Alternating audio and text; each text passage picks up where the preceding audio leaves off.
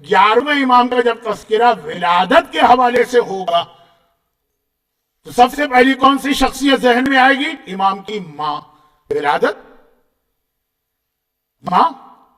ولادت میں جو اہم ترین پرسنالٹی ہوتی ہے، پورا جشن جس کے گرد ریوالو کرتا ہے، وہ تو ماں ہوتی ہے نا، جس کے شکم سے اللہ نے اس نور کو اس دنیا میں ظاہر کیا. 11ویں امام کی ماں کا نام حدیثہ. لیکن میں پہلے بھی عرض کر چکا ہوں اور پھر ریپیٹ کر رہا ہوں تاکہ آپ کنفیوز نہ ہوں. انہی کا نام حدیثہ بھی ہے، انہی کا نام حدیث بھی ہے، انہی کا نام حریبہ بھی ہے، انہی کا نام سوسن بھی ہے، انہی کا نام سلیل بھی ہے. یہ سارے نام لکھے ہیں 11ویں امام کی ماں کے. الگ الگ نام نہیں. عرب میں ایک عورت کے کئی نام رکھے جاتے تھے. 10ویں امام کی ایک ہی بیٹی، ان کے 2 نام تاریخ میں، لیکن وہ 2 نام رکھے نہیں گئے. وہ لکھنے میں کبھی اگر آپ کو اردو لکھنا آتی ہے نا، یہ ایک اعتراض ہو جاتا ہے کبھی دشمنوں کا.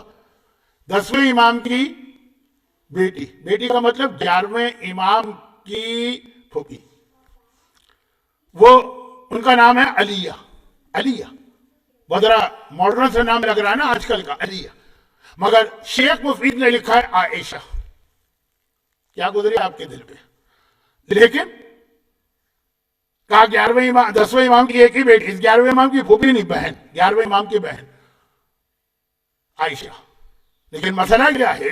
شیخ مفید کی جو کتاب جس نے لکھی تھی ہاتھ سے، اب لکھ کے دیکھیں کبھی علیہ اور عائشہ، تو آپ کو ذرا سی بھی اگر رائٹنگ آپ کی خراب ہے اور آپ کو مس نے پنش کیا تھا اپنے اسکول میں جب آپ کچھ لکھا کرتے تھے، تو علیہ اور عائشہ ایک جیسا نظر آئے گا. خیر، تو یہ تو وہاں تو نام ایک ہی. یہ جو ایک آج کل ایشو اٹھاتے ہیں دشمنان اہل بیت کے، نام تو تمہارے امام نے اپنی بیٹی کا رکھا اور شیخ مفید جیسے عظیم عالم نے اس کو کوٹ کیا.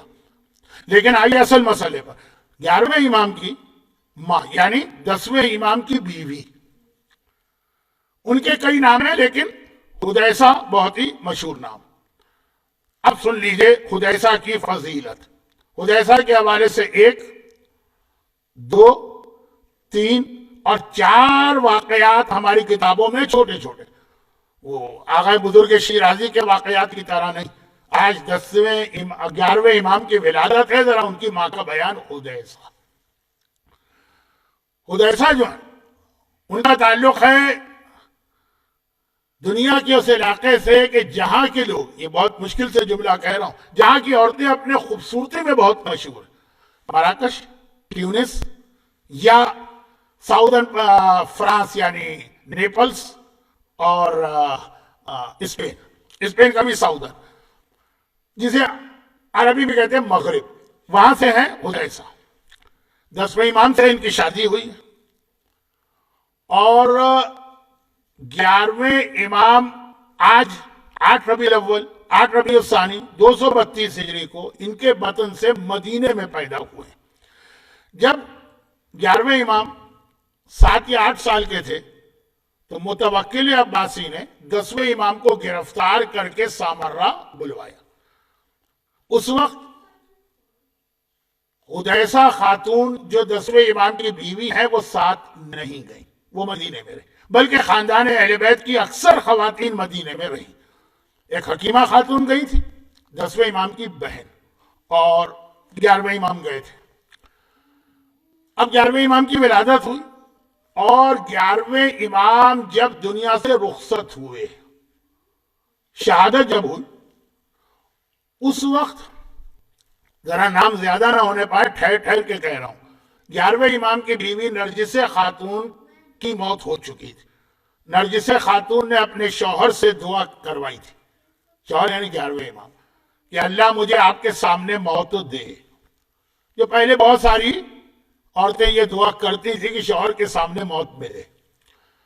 لیکن 10ویں امام کی ماں زندہ بھی تھی، یا 11ویں امام کی ماں حدیثہ خاتون، اور شاید اس وقت میں کیلکولیشن نہیں کر پا رہا ہوں، شاید خاندان اہل بیت میں یعنی یہ 14 معصومین اونلی ایگزامپل ہے کہ ماں زندہ ہے اور اس کے بیٹے کی اس کے سامنے موت ہو رہی ہے. یہ صرف حدیثہ خاتون کو یہ ایک صدمہ برداشت کرنا پڑا. جہاں تک میرا ذہن ابھی کام کر رہا ہے، رسول خدا کی ماں جناب آمینہ سے لے کر 10ویں امام کی ماں سمانہ مغربیہ تک ساری مائیں پہلے گئی ہیں، ان کے بیٹے بعد میں۔ اونلی ایگزامپل ہے 11ویں امام کی مادر گرامی اپنے بیٹے کی شہادت کے وقت زندہ تھیں، البتہ مدینے میں، نام زیادہ نہ ہونے پائے، وہ مدینے میں۔ تو 10ویں امام کی 2 بہنیں، ایک حکیمہ بہت مشہور پھوپھی ہیں 11ویں کی، اور ایک خدیجہ۔ خدیجہ سے یہ روایت ہے، شیخ صدوق نے لکھا یہ حکیمہ سے ہے، لیکن شیخ توسی اور کافی اصول کافی کے مؤلف یعقوب کلینی نے کہا کہ نہیں، یہ بہت نام بڑھ رہے ہیں۔ 10ویں کی دوسری بہن خدیجہ سے روایت کیا ہے؟ ایک دفعہ راوی 260 میں 11ویں امام کی شہادت ہوئی، 2 سال بعد 262 میں جناب خدیجہ کے پاس گیا۔ کون خدیجہ؟ حکیمہ خاتون کی بہن، 10ویں امام کی بہن، اور کہا کہ شہزادی پہلے تو آپ اگر گستاخی نہ ہو تو اپنا عقیدہ بتائیے۔ یہ جملہ بہت توجہ سے سنیے گا، ٹائم نہیں ہے، آپ بھی تھک رہے ہیں، میں تو خیر نہیں تھکا ہوں، لیکن بہرحال اب بات بہت لمبی ہو گئی۔ اپنا عقیدہ بتائیے۔ خاندان اہل بیت میں چھٹے کے بعد دشمن پینیٹریٹ کر گئے اور خود اہل بیت کے گھرانے میں معصومین کے بھائی اور بہنوں میں سے کئی ان کے خلاف ہوتے تھے، ایسے ویسے خلاف نہیں، ان کی امامت کو ماننے سے انکار کرتے تھے، یہ ہے ہی نہیں میرا بھائی امام، یہ ہے ہی نہیں میرا بھتیجا امام۔ میں نے پہلے بھی ایام اعظم میں ایک جملہ کہا تھا، ریپیٹ کر رہا ہوں، بہت سارے سادات جو ہیں وہ غیر شیعہ، تو لوگ کہتے ہیں اس کی وجہ ہی تقیہ، خالی تقیہ نہیں ہے، خود خاندان اہل بیت میں امام کے ہوتے ہوئے کتنے ہی سادات نے امام کو ماننے سے انکار کیا، تقیہ نہیں، صاف صاف کہہ دیا ہم ان کو امام نہیں مانتے۔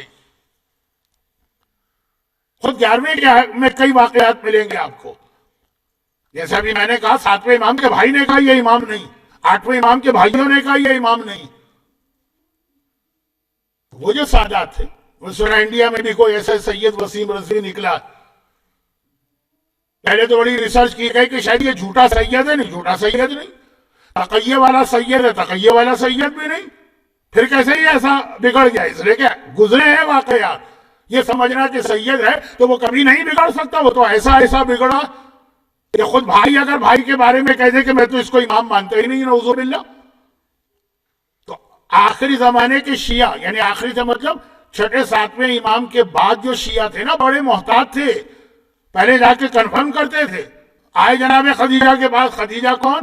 9ویں امام کی بیٹی، 10ویں امام کی بہن، 11ویں کی پھوپھی، کا اپنا عقیدہ بتائی، عقیدہ بتائے، کہا کون سے امام کو آپ مانتی ہیں؟ سارے اماموں کے نام لی، یہ پوچھا جا رہا ہے، پردہ ہے لیکن پوچھا جا رہا، کیونکہ عورتوں نے بھی برابر سے انکار کیا ہے اپنے بھتیجوں اور بھانجوں اور بھائیوں کا، اور پھر نام لیتے لیتے کہ میرا امام یہ، میرا امام یہ، 11ویں کا نام لیا، اور 11ویں کے بعد پھر زمانے کے امام کا نام لیا۔ 11ویں شہید ہو چکے ہیں، یہ 2 سال بعد کا واقعہ، 11ویں کے 2 سال بعد کا واقعہ شہید، 12ویں کا نام لیا۔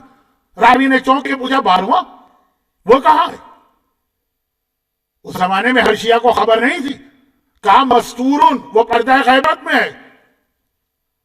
راوی نے پوچھا، احمد ابن ابراہیم راوی پوچھ رہا، پردہ غیبت میں، اس کا مطلب ان کی ولادت ہو گئی ہے؟ کہا ہو گئی ہے۔ کہا یہ کیسے آپ کو پتا چلا؟ کہ آپ نے اپنی آنکھوں سے دیکھا؟ دیکھیں انہی کی بہن حکیمہ خاتون نے اپنی آنکھوں سے دیکھا تھا، وہ تھی اس رات کو 15 شعبان کو، یہ تو نہیں تھی، آنکھوں سے دیکھا؟ کہا نہیں، آنکھوں سے نہیں دیکھا، میرے بھتیجے حسن عسکری نے مدینے میں خط بھجوایا کہ اللہ نے مجھے بیٹا دیا، اپنے بھتیجے کے کہنے پر کہ میرے ہاں بیٹا ہوا۔ راوی نے کہا لیکن جب وہ پردہ غیبت میں ہے تو 11واں امام کس کے حوالے کر کے گئے اپنے شیعوں کو؟ شیعوں کا جائے پناہ کون ہے؟ کس سے رجوع کریں؟ کہا کہ 11ویں کی ماں سے، حدیثہ سے، انہیں اپنی جگہ نائب بنا کے گئے ہیں 11ویں امام، عورت نائب بنا کے گئے۔ تو گھبرا کے راوی نے کہا کہ کیا کوئی عورت نائب امام بن سکتی ہے؟ ایسی کوئی ایگزامپل ہے؟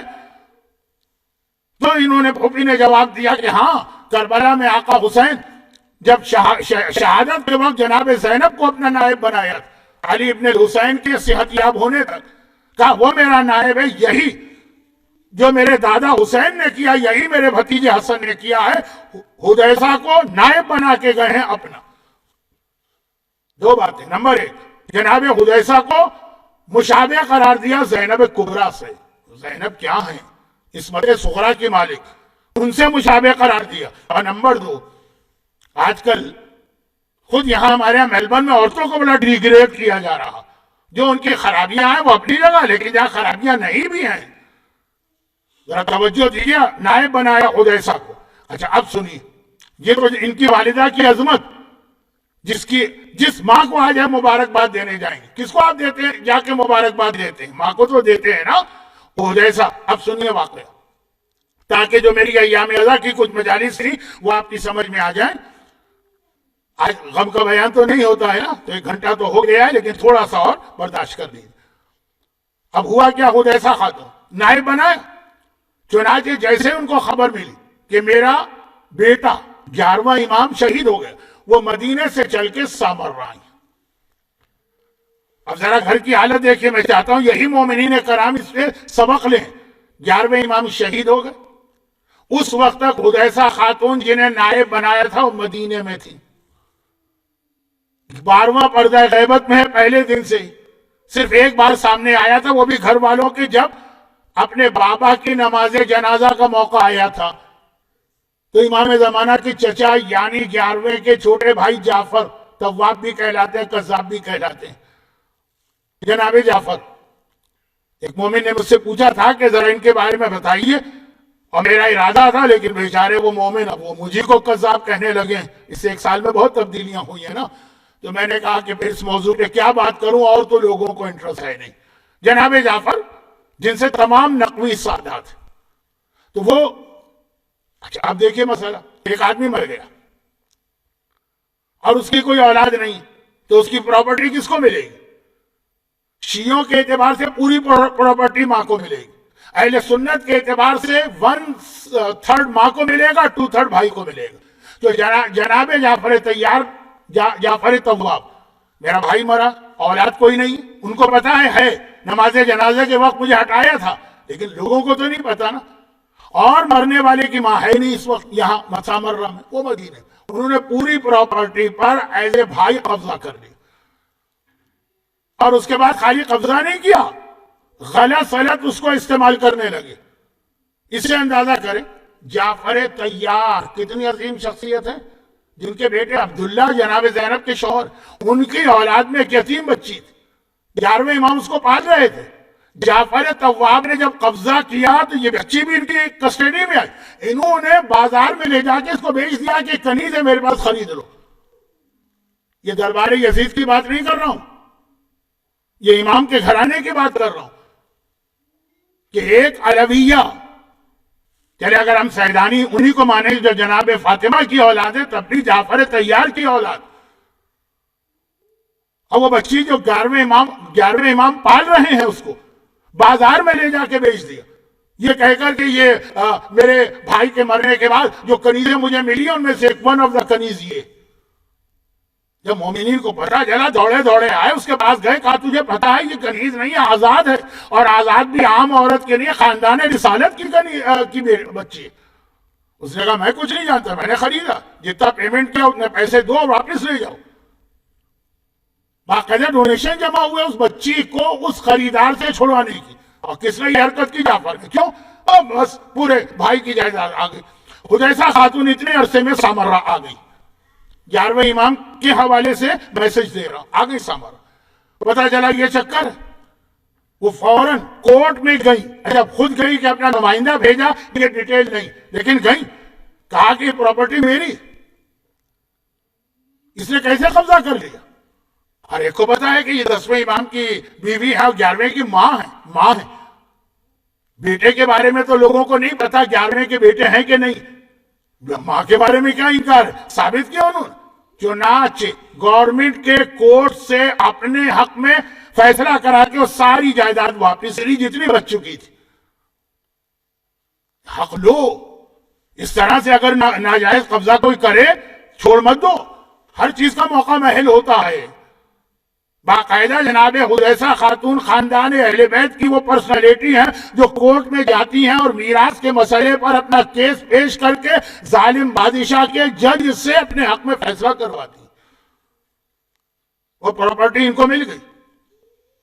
اچھا پھر ہوا یہ کہ وہ جعفر طواب تھے، ان کی عادتیں تو خراب ہو گئی تھی، یعنی جب اتنی پراپرٹی ملی تھی، معصومین کے گھر میں فاقے ہوتے تھے لیکن غربت نہیں تھی، وہ والنٹیئری فاقے تھے، دولت بہت تھی، تو وہ عادت ان کی بگڑ گئی تھی۔ جب اتنی پراپرٹی ملی پھر ہاتھ سے چھن گئی، نتیجہ کیا نکلا؟ ان کے گھر میں فاقے ہونے لگے جعفر کی۔ حذیفہ خاتون کو اطلاع ملی، بہرحال یہ ایک طرح سے ان کے بیٹے ہی ہیں، سوتیلے بیٹے ہیں، لیکن بیٹے تو ہیں نا، سوتیلے بیٹے۔ غلاموں سے کہا جاؤ جا کے اس کا خیال کرو، اور باقاعدہ اس کے گھر میں راشن بھجوایا، تاریخ میں دقیق یعنی آٹا بھجوایا، شعیر یعنی جو بھجوایا، سمن یعنی گھی بھجوایا، پھر کہا اس کے جانوروں کے لیے چارہ لے کے جاؤ، اس کی اولاد اور اس کے گھر کی خواتین کے لیے مینٹیننس کی ساری چیزیں لے کے جاؤ۔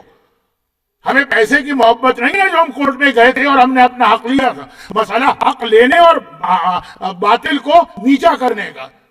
پیسے کی محبت اسی پراپرٹی میں سے ان کو دلوا رہی۔ البتہ ایک وصیت کر گئی حذیفہ خاتون، امام زمانہ غیبت میں جا کر اپنے بچپنے میں صرف 2 بار پبلک نہیں خاندان والوں کے سامنے آئے۔ ایک اپنے بابا کی نماز جنازہ، وہ کتنا اہم مسئلہ تھا۔ اب دیکھیں یہ مسئلہ کتنا اہم ہے۔ چوتھا اور آخری واقعہ جناب حذیفہ کا، جب جناب حذیفہ کا آخری وقت قریب آیا تو وصیت کی کہ مجھے میرے ہی گھر میں دفن کیا جائے۔ ان کا گھر کون سا ہے؟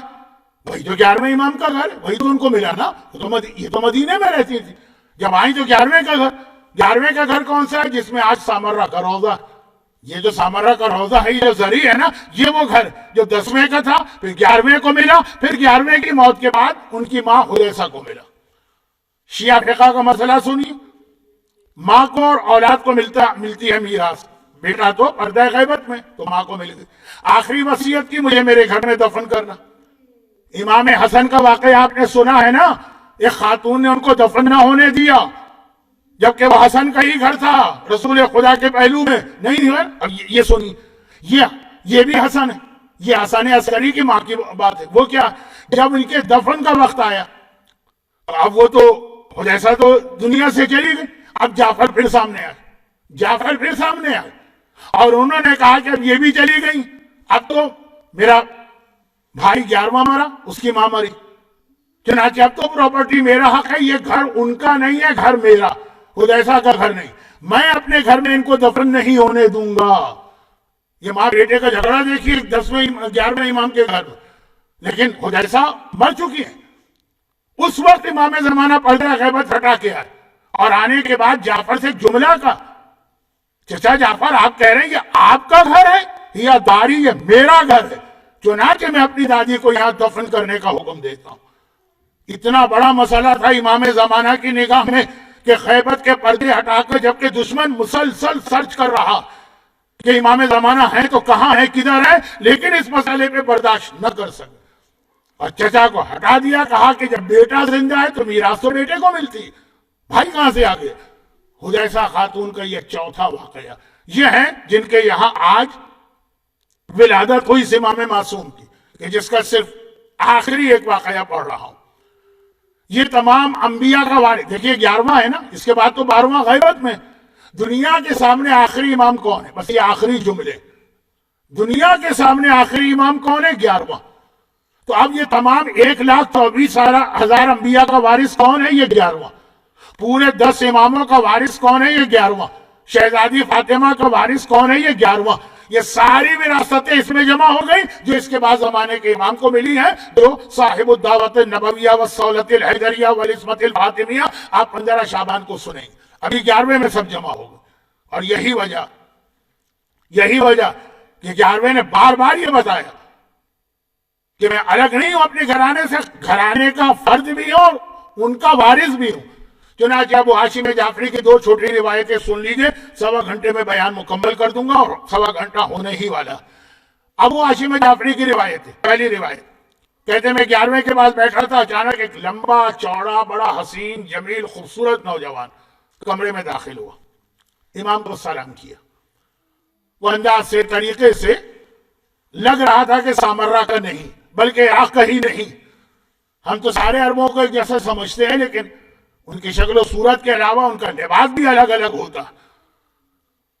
وہ ایک لمبا سا کرتا آپ دیکھتے ہیں، لیکن وہ ہر علاقے کا کرتا بھی الگ ہے.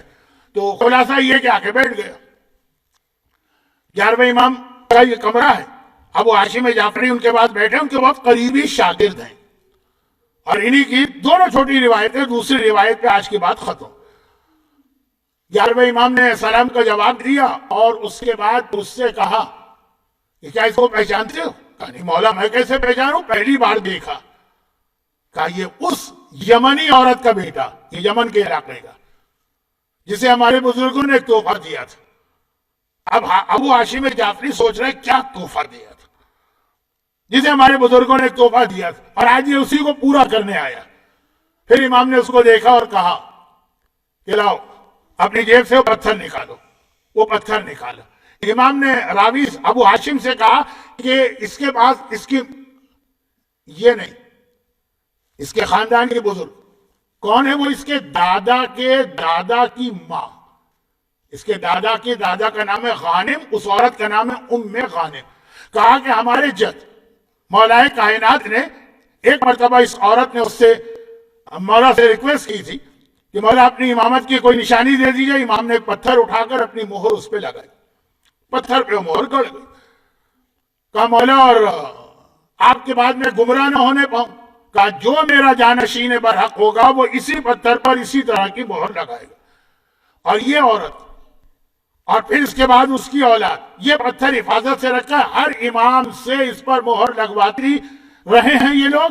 آج بھی یہ میرے پاس اسی کام کے لیے آیا. تمہارا یہی مقصد ہے نا؟ اس نوجوان نے کہا فرزند رسول، آپ نے صحیح کہا.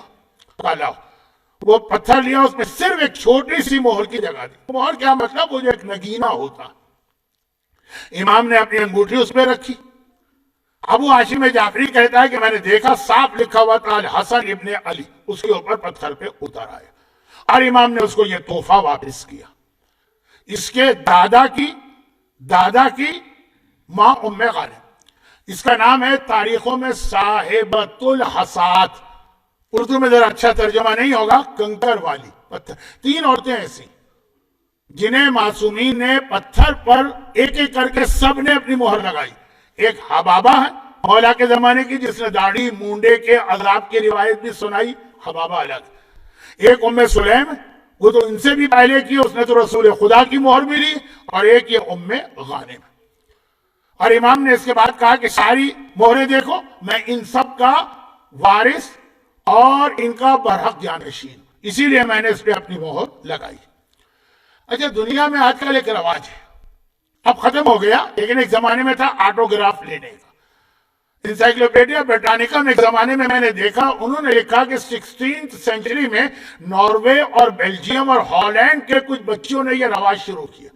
ہمارے ہاں یہ رواج 1400 سال پہلے روایتوں میں آیا. یہ وہی آٹوگراف ہے.